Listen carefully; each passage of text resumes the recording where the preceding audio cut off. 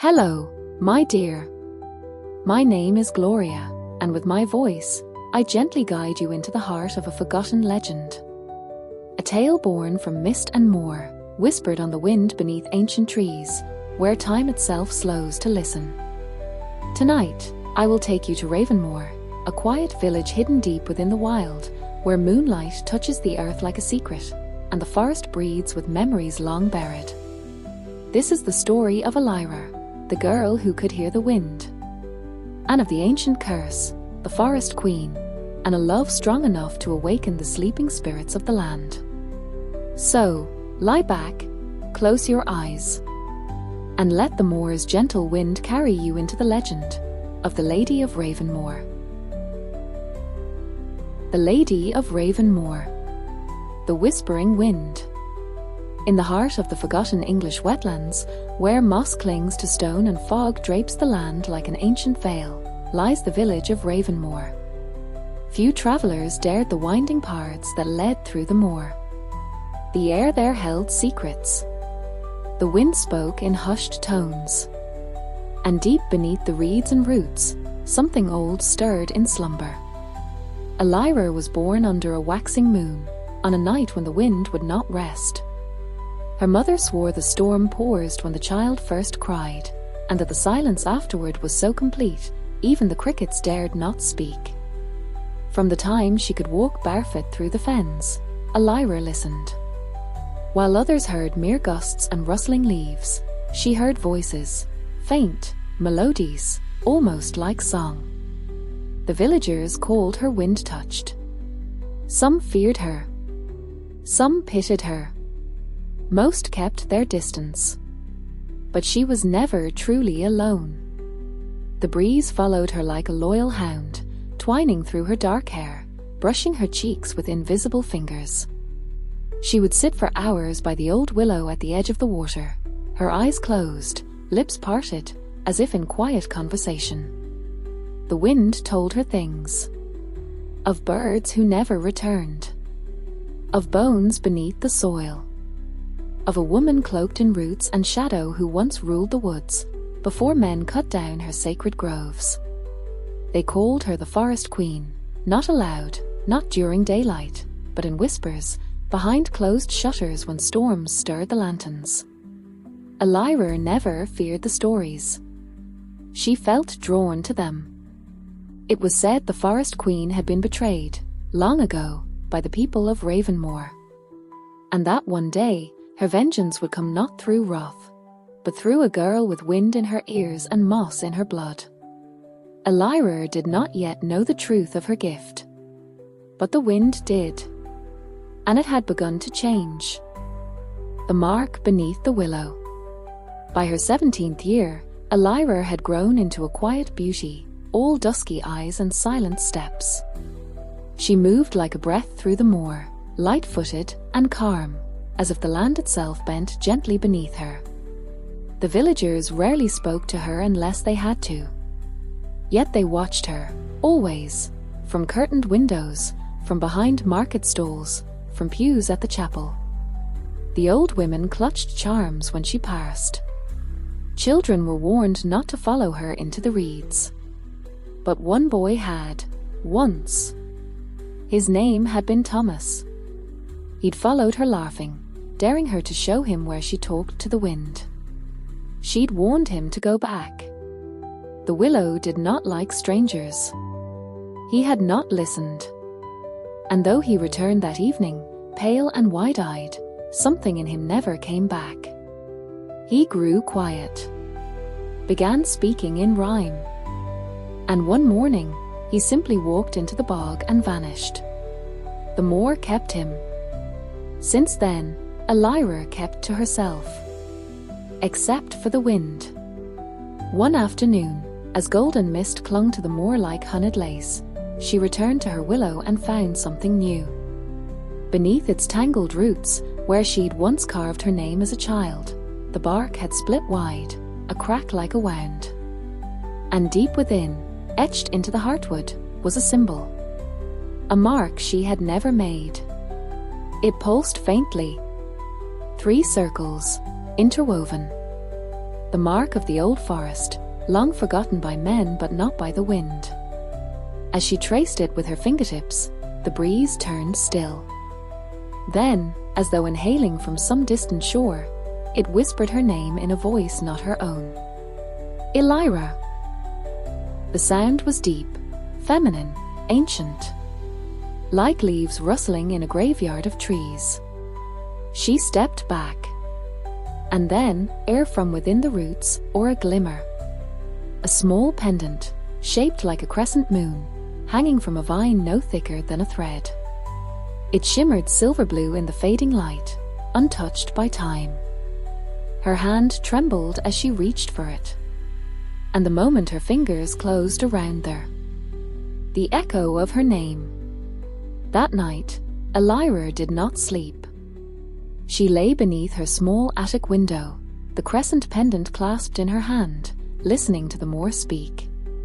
But the whispers had changed. No longer playful breezes or wandering murmurs, now they hummed with warning, with expectation. Her dreams, when they came, were thick with shadow and gold. She walked barefoot through a forest made of glass. Trees shimmered like moonlight, and each leaf whispered her name, not as a question, but as a promise. In the distance, a woman waited, cloaked in ivy and silence. Her face was hidden, but her eyes burned, 2 stars in a sea of moss. When Elira woke, her skin was damp with dew, though the room was dry. She rose before dawn and walked the winding path to the edge of the village. Past the stone cross, past the well that no longer drew water, past the graveyard where no flowers ever bloomed, to the very border of the old forest. Few dared cross that threshold. It was said that long ago, before Ravenmoor was built, the land belonged to the wild. Creatures of root and claw, spirits in fog and flame. A forest queen had ruled it then, not with cruelty, but with balance. Until mankind came, as it always did, with iron and fire. They tore down her sacred groves. They built their village with stolen timber. And when she rose to stop them, they chained her beneath the earth, bound by spell and sacrifice. But the earth remembers. The wind remembers. And now, it had remembered Elira. The trees parted as she stepped beyond the boundary. The moor grew quieter, the air thicker. It was not darkness that awaited her, but something deeper, a kind of awareness, old and slow, like roots thinking in sleep. The pendant grew warm against her chest. A raven swooped low from a crooked branch, circled her once, then vanished into the trees. A path opened, not made by foot or cartwheel, but by will. Branches bent, stones shifted. The forest moved, as if guiding her inward. And deep within, the song began again, no longer whispers.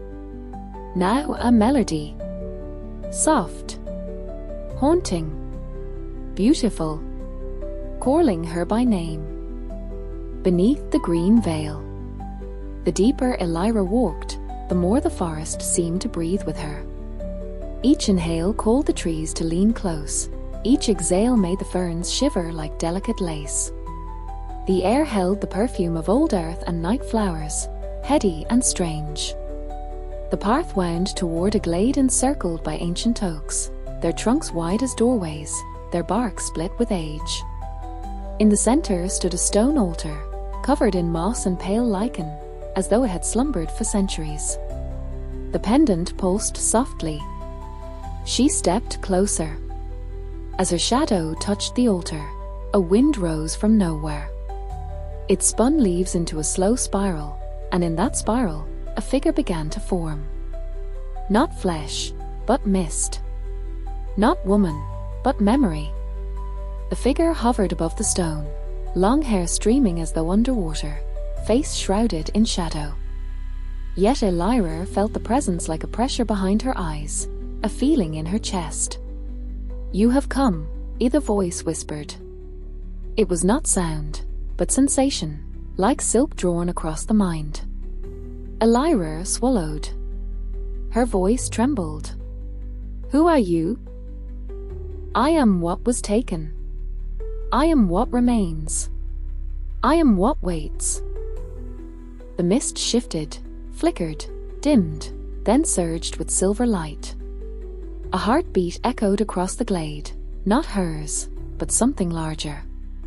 Deeper, like the thrum of the land.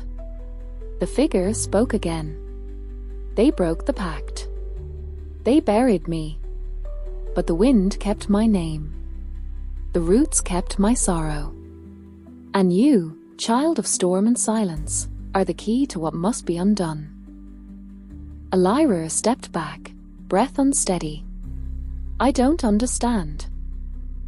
"You will. In time." The bond was never severed, only forgotten. "You are of me, and of them. And it is through you that the moor may be healed, or lost forever." A hush fell. The figure began to dissolve. But before the mist could vanish fully, it reached toward Elira, fingers like drifting smoke, and touched her brow. In that instant, visions poured into her mind, not as images, but as feeling. Betrayal. Fire. Chains of silver root. A scream beneath the soil. And a name spoken in grief, ere her name. Elira fell to her knees. The wind howled. And far in the village, where no one dared speak of the old ways, the church bell rang out on its own, once, twice, then fell silent. The curse had begun to stir again. And Ravenmoor had little time. Shadows over Ravenmoor. The dawn crept slowly over Ravenmoor, spilling pale gold through the heavy mist that clung to the village like a ghostly shroud. But the morning felt different, unnatural, as if the very air held its breath in wary silence. Elira returned from the forest's edge, the pendant cold against her chest now, but burning deep inside her heart. Her eyes, once soft with youth, held a storm's sharpness. The whispers of the wind had grown louder, weaving around her like a secret chorus only she could hear. The villagers noticed her change. The way she no longer flinched at their stares. The way she seemed to walk as if the earth itself bowed beneath her feet. Old Agnes, the village seer, came to her quietly that day, fingers trembling as she placed a gnarled hand on Elira's shoulder. "You carry the old blood," Agnes said, voice thick with fear and reverence. "The forest queen's legacy. The curse, it wakes." Elira nodded, words failing her. The visions haunted her, scenes of fire swallowing the ancient woods, of twisted roots breaking free from the earth, and shadows creeping over Ravenmoor's cobblestones like a dark tide. "We must prepare," Agnes whispered. "For the Queen's vengeance is not wrath alone. It is a reckoning. And you, child of the wind, are the balance." As twilight fell, Elira stood at the village's edge, where the moor met the stone walls. The crescent pendant glowed faintly, pulsing in time with the beating of her heart. The wind sang once more, carrying with it the scent of damp earth and blooming nightshade. A single raven landed nearby, its eyes gleaming with unnatural light. It cawed softly, a sound that seemed both warning and invitation. Elira reached out, and the bird perched on her outstretched hand, weight light as a feather. "Lead me," she whispered. "Show me the path." And with that, the raven took flight into the gathering dusk, vanishing into the mist-shrouded forest. The journey had begun. The forest's heart beat. Under the cloak of night, Elira followed the raven's silent flight, her footsteps soft on the mossy ground as the forest seemed to part before her. The air was thick with magic, old and pulsing, alive in every leaf and stone. She felt the trees watching, their ancient eyes hidden in bark and shadow, waiting to see if she was the one they'd long awaited. The pendant grew warmer, its soft glow guiding her deeper into the heart of the woods, beyond twisted roots and tangled briars, where sunlight never touched. There, in a hidden clearing, a pool of water shimmered like liquid glass, reflecting the moon and stars above. Elira knelt beside it, her breath catching as ripples formed, shapes and faces emerging from the depths. The Forest Queen. Her eyes were endless pools of emerald and sorrow, her voice the rustling of leaves. "You carry my blood," as she whispered. "The ancient pact must be mended, or the darkness will consume all." Elira reached out, fingertips touching the cold water. Visions flooded her, of balance broken, of life and death intertwined, of sacrifice and hope. The queen's spirit faded with the dawn, leaving Elira alone but changed, marked not only by the pendant but by a promise. A promise that she would face the curse, confront the shadows, and weave a new fate for Ravenmoor. The wind sighed around her, soft as a lullaby, carrying a single word on its breath. Remember. The gathering storm. Days passed in a twilight haze, the moor thick with mist and whispered fours. Ravenmoor held its breath, caught between the worlds of light and shadow. Elira moved through the village like a ghost, her thoughts tangled with the queen's warning. She sought answers among the ancient texts buried in the chapel's forgotten shelves, and listened to the wind's ever-present song. The villagers grew restless. Livestock vanished without trace. Strange lights flickered in the woods at dusk. Mothers held their children close, and even the bravest men spoke in hushed tones of shadows that moved like living smoke. One evening, as the sun bled crimson beyond the trees, Elira found herself at the chapel door, where a stranger stood cloaked in grey. His eyes held the depth of storm clouds, and his voice was both gentle and fierce. "I have come to help," he said, "for the curse is old, and its hunger is great. But so too is the hope that you carry." He introduced himself as Rowan, a guardian of the ancient ways, a keeper of secrets older than Ravenmoor itself. Together, they forged a fragile alliance, pooling knowledge and strength. Rowan taught Elira to listen deeper, to the earth, the wind, and the spirits that lingered between. But the closer they grew, the more Elira sensed the forest's gaze upon them, watchful, patient, and waiting for the moment to act. The curse stirred beneath the surface, and with it, the reckoning. The bond of wind and shadow. In the days that followed, Elira and Rowan wandered the edges of the moor and the thick forest beyond, unraveling secrets spoken only in riddles by the rustling leaves and whispered shadows. Rowan's presence was a steady flame in the shifting gloom, a quiet strength that soothed Elira's restless heart. Together, they traced the ancient runes carved into stone markers, the forgotten language of those who once kept balance between man and nature. One evening, beneath a silver sliver of moon, Rowan shared the legend of the Forest Queen's last plea, a pact sealed in blood and sorrow, meant to protect the land from darkness's hunger. But the pact was broken, he said softly. And now, only one who carries her blood can restore what was lost. Elira looked down at the crescent pendant resting against her heart, its faint glow pulsing like a heartbeat. Their fingers brushed, brief but electric, a spark amidst the encroaching shadows. The wind stirred, wrapping around them like a gentle embrace, as if the forest itself approved. Yet, beneath the surface, the old curse whispered warnings, threads of danger weaving closer, threads Elira could not yet unravel. Her destiny was entwined with the moor, the queen, and Rowan in ways she was only beginning to understand. And the night was far from over. The shadows edge. The nights grew colder, and shadows stretched long over Ravenmoor.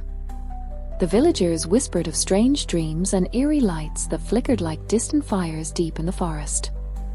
Elira felt the weight of the pendant growing heavier against her chest, as if it carried not only a promise, but a burden. One evening, Rowan brought news. "The curse moves faster than we thought." A forest queen's sorrow is awakening something older, darker. They prepared together, drawing protective circles of salt and weaving charms from nightshade and elderflower. Rowan taught Elira to call on the wind's strength, to listen for its guidance in the stillness. But danger lurked closer than either of them expected. In the quiet hours before dawn, a figure watched from the edge of the moor, a shadow cloaked in mist and malice. The curse had a voice now, and it whispered lies and temptations into the hearts of the weak. Elira's dreams were haunted by visions of fire consuming the village, of roots twisting like serpents through the earth, and a voice calling her name, both tender and cruel. She knew the time was near. The delicate balance between light and shadow was breaking. And the Lady of Ravenmoor would have to choose, save the village she loved, or surrender to the ancient forces that sought to claim her. The Gathering of Spirits. As the moon rose high and silver above Ravenmoor, Elira stood once more beneath the ancient willow, the pendant glowing softly against her heart. The wind whispered urgently, carrying voices long forgotten but never silenced.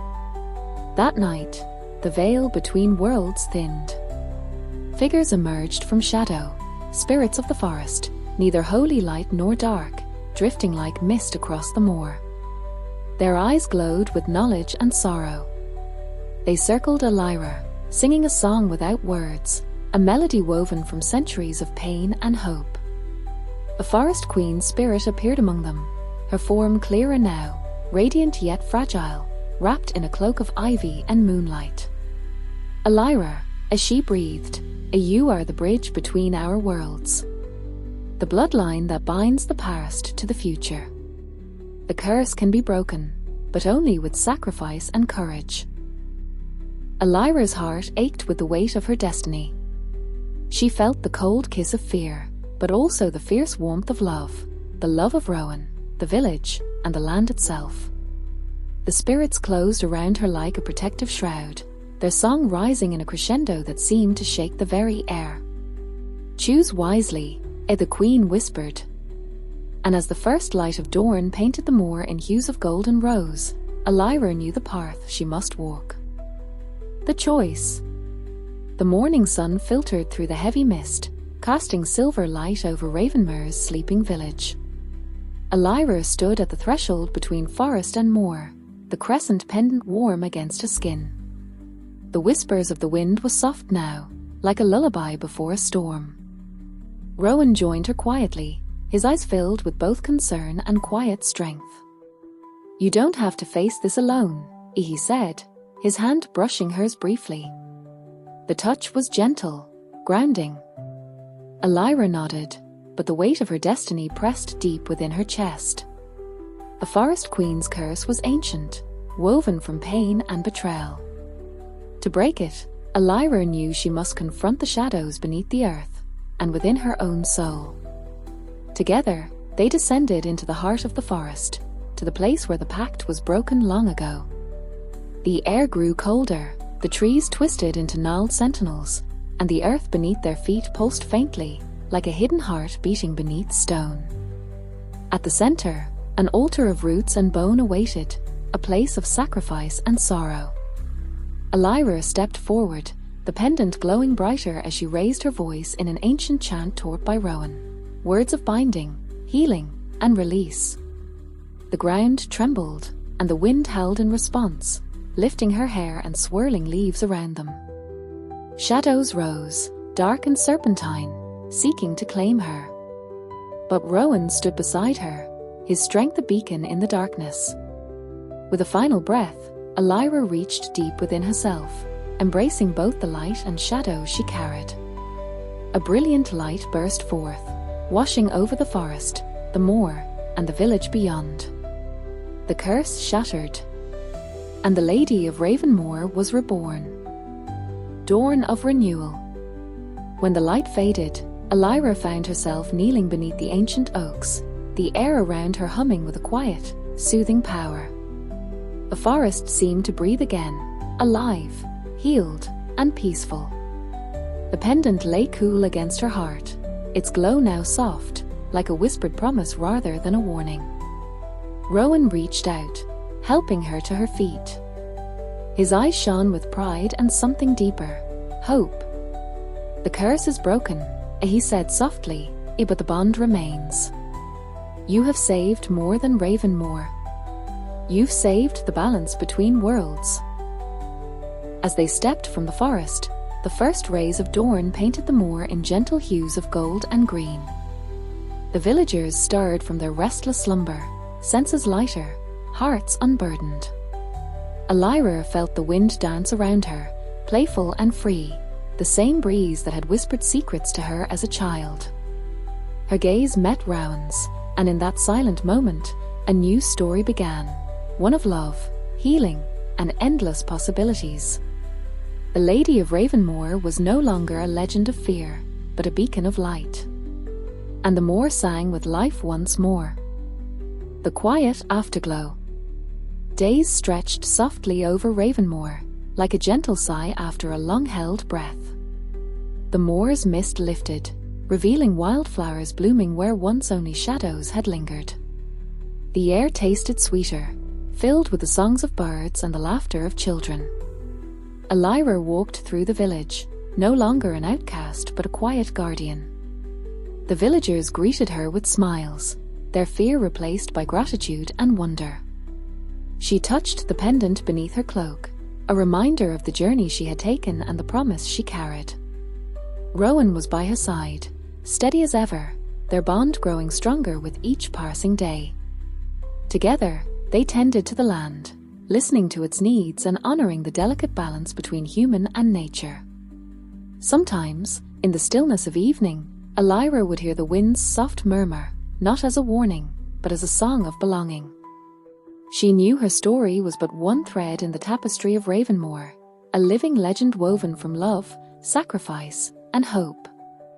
And as the sun dipped below the horizon, casting the moor in hues of amber and rose, Elira smiled, feeling the quiet afterglow of a new beginning. And so, for now, this first part of our legend comes to a close.